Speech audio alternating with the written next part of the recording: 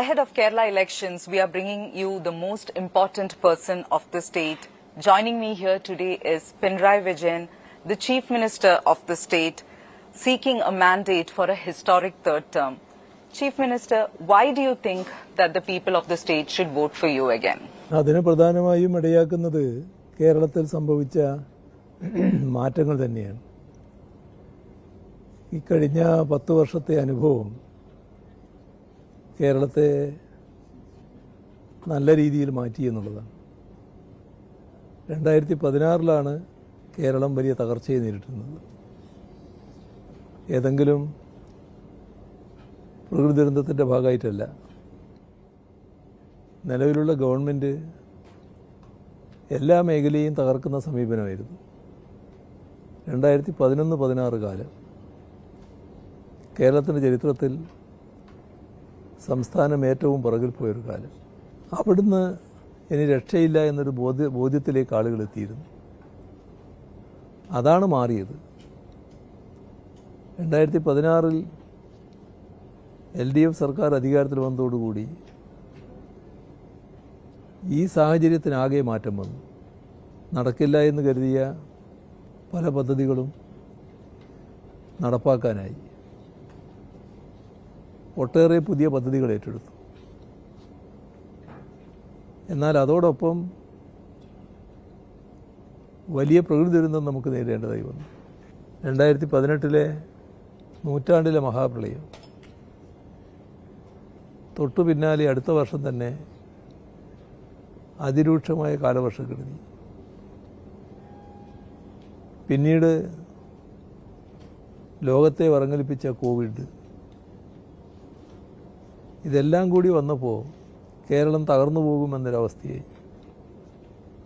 ആ ഘട്ടത്തിൽ നമുക്ക് സഹായം വേണമായിരുന്നു. സാധാരണഗതിയിൽ സഹായം നൽകേണ്ടത് കേന്ദ്ര ഗവൺമെൻറ്റാണ്. പക്ഷെ നമുക്ക് അർഹതപ്പെട്ടൊരു സഹായവും ലഭിച്ചില്ല. അതോടൊപ്പം തന്നെ കേന്ദ്ര ഗവൺമെൻറ് കേരളത്തിന് നൽകേണ്ട നികുതി വിഹിതമുണ്ട്. അർഹതപ്പെട്ട ആ വിഹിതവും നിഷേധിക്കുന്ന നിലയാണ് സ്വീകരിച്ചത്. ഒരു സംസ്ഥാനത്തിൻ്റെ പദ്ധതികൾ നിറവേറ്റുന്നതിന് കയ്യിലുള്ള വരുമാനവും കേന്ദ്രത്തിൽ നിന്ന് കിട്ടുന്ന പണവും മാത്രം പോരാ. അതിന് പുറമേ കടമെടുക്കാൻ പറ്റണം. കടമെടുക്കുന്ന കാര്യത്തിൽ കേന്ദ്ര അനുമതി വേണമെന്നൊരു ചട്ടം കൊണ്ടുവന്നു. അതിലൂടെ കടമെടുപ്പ് പരിധിക്ക് നിയന്ത്രണം ഏൽപ്പിച്ച് ആ നിയന്ത്രണത്തിൻ്റെ ഭാഗമായി അർഹതപ്പെട്ട കടമെടുക്കാൻ പറ്റാതെയായി. ഇതൊക്കെ കേരളത്തിൻ്റെ വികസനത്തെ പ്രതികൂലമായി ബാധിക്കുന്ന കാര്യമായിരുന്നു. എല്ലാ കാര്യങ്ങളിലും കേരളം തകരട്ടെ എന്നൊരു നിലയാണ് സ്വീകരിക്കപ്പെട്ടത് എന്ന് പൊതുവിൽ കാണാൻ പറ്റും. മറ്റൊരു പ്രത്യേകതയുണ്ടായത്, ഇത്തരം കാര്യങ്ങൾ വരുമ്പോൾ എപ്പോഴും നാടൊന്നിച്ച് നിൽക്കും, നാടിൻ്റെ ആവശ്യങ്ങൾ ഒന്നിച്ച് ഉയർത്തും. അതും നമ്മുടെ നാട്ടിലുണ്ടായില്ല. പാർലമെൻറ്റ് മെമ്പർമാരായിരുന്ന UDF അംഗങ്ങൾ സംസ്ഥാനത്തിന് വേണ്ടി സംസാരിക്കാനേ തയ്യാറായില്ല. വലിയ തോതിൽ സംസ്ഥാനത്തെ കുറ്റപ്പെടുത്താനായിരുന്നു താല്പര്യം. ഇത്തരത്തിൽ ദുരന്തങ്ങൾ ഏറ്റുവാങ്ങേണ്ടി വന്നിട്ടും അർഹതപ്പെട്ട സഹായം നിഷേധിക്കപ്പെട്ടിട്ടും നമുക്ക് കേരളത്തിന് നല്ല രീതിയിൽ അതിജീവനം കഴിഞ്ഞു, അതിജീവിക്കാനായി. അതാണ് നമ്മുടെ നാടിൻ്റെ പ്രത്യേകത. ജനങ്ങളുടെ ഒരുമയും നാടിൻ്റെ ഐക്യവും കൊണ്ട് നേടിയെടുത്തതാണിത്. അതുകൊണ്ട് തന്നെ കൂടുതൽ നല്ല നിലയിലേക്ക് കേരളത്തെ ഇനി മുന്നോട്ട് നയിക്കുക എന്നത് തന്നെയാണ് LDF ഉദ്ദേശിക്കുന്നത്. 2016 പൂർത്തിയാകാതിരുന്ന പദ്ധതികൾ 2016-21 കാലത്ത് പൂർത്തിയാകാതിരുന്ന പദ്ധതികൾ 2021-26 കാലത്ത് പൂർത്തീകരിക്കാൻ കഴിഞ്ഞു എന്നതും നാടിൻ്റെ അനുഭവത്തിലുള്ള കാര്യമാണ്. 31 കേരളം 75 വർഷത്തിലേക്കെത്തും. അപ്പോൾ കേരളം എങ്ങനെ വികസിക്കണം എന്നതിനെക്കുറിച്ച് കൃത്യമായ കാഴ്ചപ്പാട് രൂപം കൊടുത്തിട്ടുണ്ട്. ആ നിലയിൽ കേരളത്തെ വികസിപ്പിക്കാനാണ് സംസ്ഥാന സർക്കാർ ആഗ്രഹിക്കുന്നത്. CM, UDF is saying that there is a huge anti-incumbency and that will work in their favor. കേരളത്തിൻ്റെ അനുഭവത്തിൽ അത്തരത്തിലൊരു ആൻറ്റി ഇൻകംബൻസി ഇല്ല എന്നുള്ളതാണ്. അത് നിങ്ങൾ നാട്ടിലെവിടെ ചെന്ന് പോയി പരിശോധിച്ചാലും ആരോട് വർത്തമാനം പറഞ്ഞാലും പെട്ടെന്ന് തന്നെ മനസ്സിലാക്കാനാവും. 10 വർഷം അധികാരത്തിലിരിക്കുന്ന ഒരു ഗവൺമെൻറ്റിനെതിരെയുള്ള ഏതെങ്കിലും തരത്തിലുള്ള വികാരം ജനങ്ങളിൽ പൊതുവിൽ കാണാനില്ല. അതേസമയം ജനങ്ങൾ പൊതുവിൽ നാടിൻ്റെ വികസനം ഇനിയും വരണമെന്ന് ആഗ്രഹിക്കുന്നുണ്ട്. ഇപ്പോൾ നല്ല രീതിയിൽ ഉണ്ടായിട്ടുണ്ട്, ഇനിയും മുന്നോട്ട് പോകേണ്ടതുണ്ട്. ആ മുന്നോട്ട് പോകുന്നതിന് LDF മാത്രമേ അത് ചെയ്യാൻ കഴിയൂ എന്നാണ് ജനങ്ങൾ പൂർണ്ണമായി കരുതുന്നത്. അപ്പോൾ അങ്ങനെയൊരു പോസിറ്റീവായ ചിന്തയാണ് ജനങ്ങൾക്ക് അതുമായി ബന്ധപ്പെട്ടുള്ളത്. CM, Sabrimala has once again come into this election thing. The UDF and the BJP has been raising this, especially the goals. They're saying that the government didn't protect the temple and you're protecting the culprits. You're not even taking action against the party members who were arrested. ശബരിമലയുടെ കേസുമായി ബന്ധപ്പെട്ട് SIT അന്വേഷിക്കണമെന്ന് പറഞ്ഞത് തന്നെ ഗവൺമെൻറ്റാണ്. നല്ല പിന്തുണയാണ് SITക്ക് government നൽകി വരുന്നത്. അതിൽ പൂർണ്ണ തൃപ്തി ഹൈക്കോർട്ട് തന്നെ രേഖപ്പെടുത്തിയിട്ടുണ്ട്. ഹൈക്കോർട്ട് തന്നെ പരസ്യമായി വ്യക്തമാക്കിയ കാര്യമുണ്ട്. ഞങ്ങളുടെ നിയന്ത്രണത്തിലാണ് അന്വേഷണം നടക്കുന്നത്, ഒരു ബാഹ്യശക്തിയുടെയും ഇടപെടലില്ല. ഇത് ഹൈക്കോടതി വ്യക്തമാക്കിയതാണ്. അപ്പോൾ നല്ല നിലക്ക് അന്വേഷണം നടക്കുന്നുവെന്നത് തന്നെ അതിലൂടെ വ്യക്തമാണ്. ഞങ്ങൾ കുറ്റവാളികളെ ആരെയും സംരക്ഷിക്കുന്ന നിലപാടെടുക്കുന്നില്ല. കുറ്റവാളികൾക്കെതിരെ കർക്കശ നിലപാടുമായിട്ട് തന്നെയാണ് മുന്നോട്ട് പോകുന്നത്. കേസിൽപ്പെട്ടയാൾ ജയിലിൽ കഴിയുന്ന സമയത്ത് ചാർജ് ഷീറ്റ് വന്നിട്ടില്ല. അതിന് മുൻപിൽ നടപടിയിലേക്ക് ഞങ്ങൾ കടന്നിട്ടില്ല. എന്നാൽ പിന്നീട് ജാമ്യം കിട്ടിയപ്പോൾ പാർട്ടിയുടെ തീരുമാനം വന്നു, ഈ ബന്ധപ്പെട്ട വ്യക്തി പരിപാടികളിൽ പങ്കെടുക്കരുത് എന്ന് പറഞ്ഞുകൊണ്ട് പാർട്ടി കാര്യങ്ങളിൽ നിന്ന് അകറ്റി നിർത്തുന്ന സമീപനം സ്വീകരിച്ചു. ബാക്കി കാര്യങ്ങൾ വിശദീകരണം ചോദിക്കലും മറ്റു കാര്യങ്ങളൊക്കെ അതിൻ്റെ തുടർച്ചയായിട്ട് വരുന്ന കാര്യങ്ങളാണ്. ഇതാണ് ഞങ്ങൾ അക്കാര്യത്തിൽ സ്വീകരിച്ച നിലപാട്. What is CPIM stand now when it comes to entry of women of all age groups into Sabrimala? Because earlier you all had supported it. ശബരിമലയുടെ കാര്യത്തിൽ സുപ്രീം കോടതി ചോദിച്ചൊരു ചോദ്യമുണ്ട്. ആ ചോദ്യത്തിനാണ് ഞങ്ങളിപ്പോൾ ഉത്തരം പറഞ്ഞിട്ടുള്ളത്. സുപ്രീം കോടതിയുടെ മുന്നിൽ ചോദിക്കാത്ത ചോദ്യത്തിന് ഉത്തരം പറയാൻ പറ്റില്ലല്ലോ.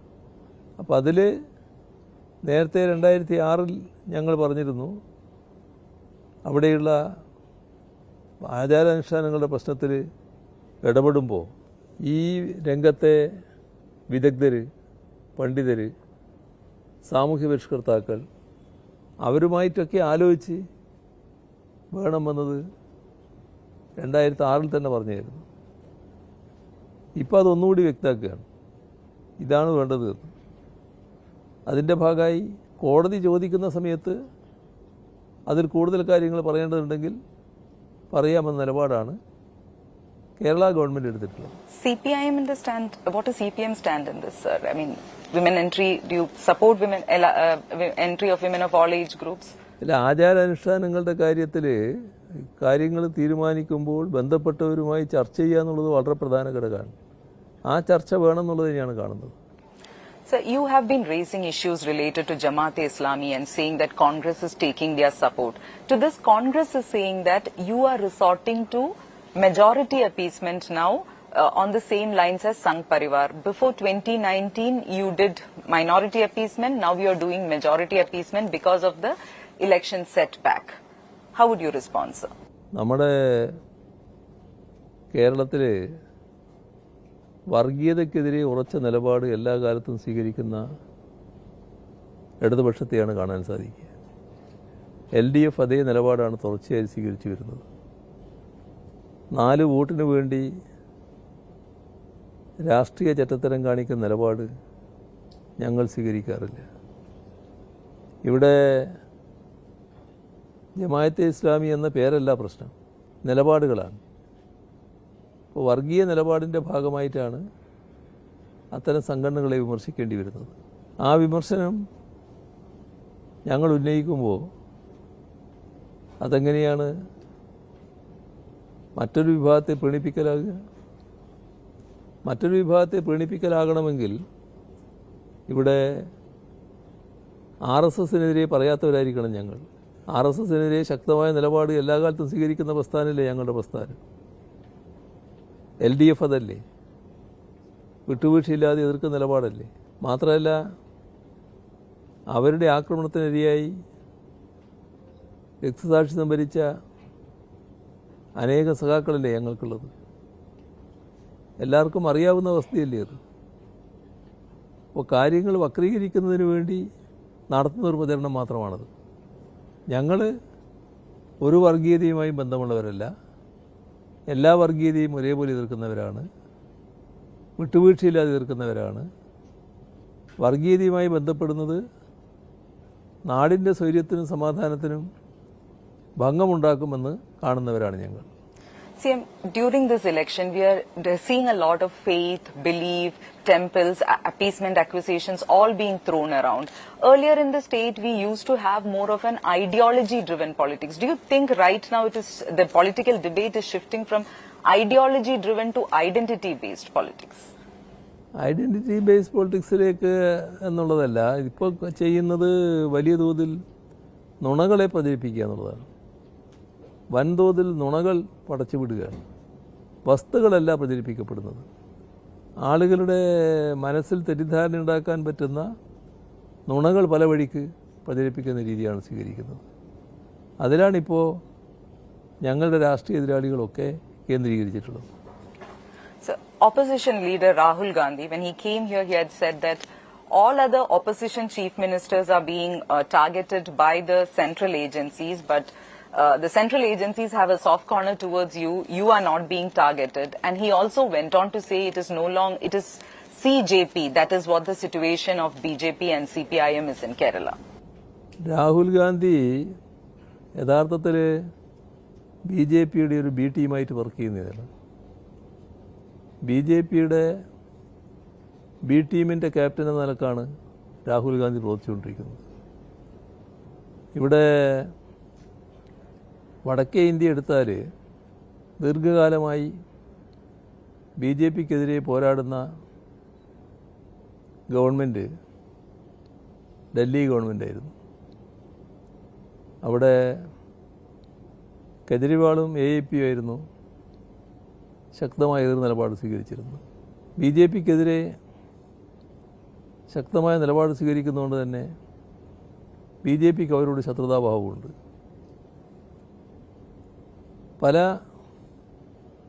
പ്രതിപക്ഷ കക്ഷികൾക്കും നേരെ നടത്തുന്ന നീക്കങ്ങളുടെ ഭാഗമായി തന്നെ ഡൽഹി ഗവൺമെൻറ്റിനെതിരെയും കേന്ദ്ര ഗവൺമെൻറ് നീക്കങ്ങൾ നടത്തി. കേന്ദ്ര അന്വേഷണ ഏജൻസികൾ ഇടപെട്ടു.